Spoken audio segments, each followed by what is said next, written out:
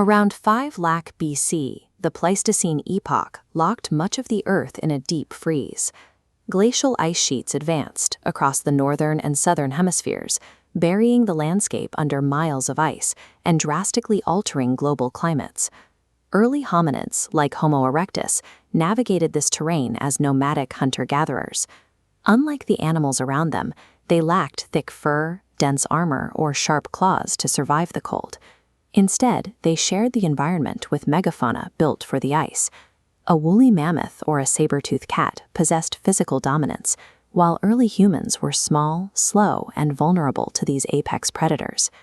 Because of this constant struggle for calories and a physiological disadvantage in storing body fat, human population density remained low, averaging roughly 1 person for every square mile.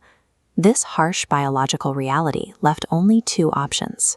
To avoid extinction, early humans had to invent ways to defend themselves and process food, leading to the first technological developments in human history. In the Indian subcontinent, survival meant staying close to active river systems. Water provided a reliable source of hydration and naturally attracted the prey animals early humans hunted.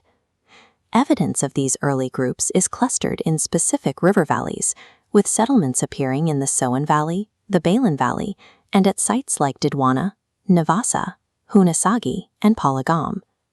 At these sites, archaeologists recover the defining Lower Paleolithic technology, the stone hand axe. These teardrop-shaped rocks were shaped for blunt force impact and chopping. By striking one stone against another to chip away rough edges, early humans created a tool capable of breaking open animal bones to extract marrow and separating meat from carcasses. While they used these tools to eat, they still consumed their meat raw. Early hominids encountered natural wildfires, but they had not yet developed the cognitive ability to start or control flames. For hundreds of thousands of years, the combination of basic stone hand axes and proximity to freshwater secured their biological survival, though they remained entirely at the mercy of the natural world. Around 50,000 BC, the archaeological record shows a transition toward more complex, multi-stage tool production. Humans developed flake technology.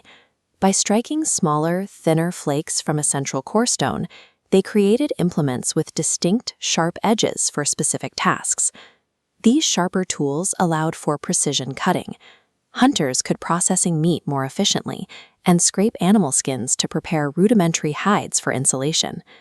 Alongside sharper tools came the active maintenance of fire. Humans learned to capture embers and sustain hearths within their settlements. A controlled hearth provided immediate benefits. It generated heat, kept nocturnal predators at bay, and allowed humans to cook meat, which released more calories to feed a growing brain.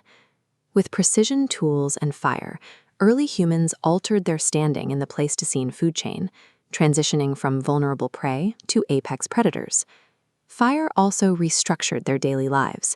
The light of the hearth extended the waking hours past sunset, creating a safe, stationary space where individuals could sit together and interact.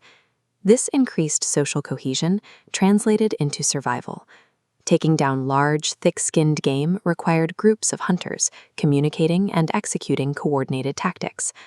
We also see evidence of group dynamics extending to the end of life. A 60,000-year-old gharial discovered in Shanidar Cave in Iraq indicates that surviving group members deliberately disposed of their dead. Committing time and energy to bury the deceased, rather than abandoning them, suggests Middle Paleolithic humans possessed empathy, emotional bonds, and perhaps the earliest forms of religious belief. The Middle Paleolithic breakthrough extended beyond sharper stones to include the development of human cooperation, empathy, and abstract thought. By 40,000 BC, as the Ice Age began to retreat, anatomically modern Homo sapiens established their presence in the Upper Paleolithic. In colder regions, they invented the eyed bone needle. By stitching animal hides together, humans created tailored, fitted clothing that sealed in body heat, decoupling their survival from the ambient temperature. As humans covered their bodies for thermal protection, these garments acquired a secondary function. Clothing became a canvas for personal adornment, with beads and shells sewn into the fabric to signal social status.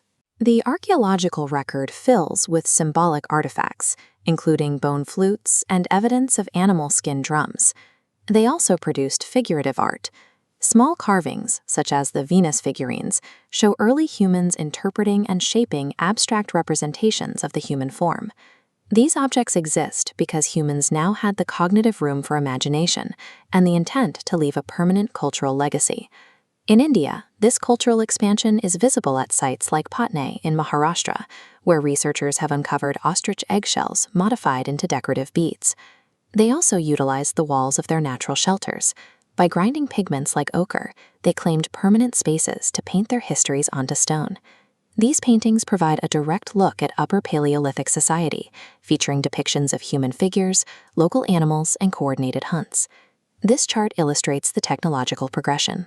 It begins with the blunt force hand axes of the Lower Paleolithic, refines into the sharp-edged flakes of the Middle Paleolithic, and culminates in the delicate, specialized bone needles of the Upper Paleolithic. That progression traces a timeline that starts around 5 lakh BC, accelerates through the cognitive developments around 50,000 BC, and runs to the end of the last glacial cycles near 10,000 BC.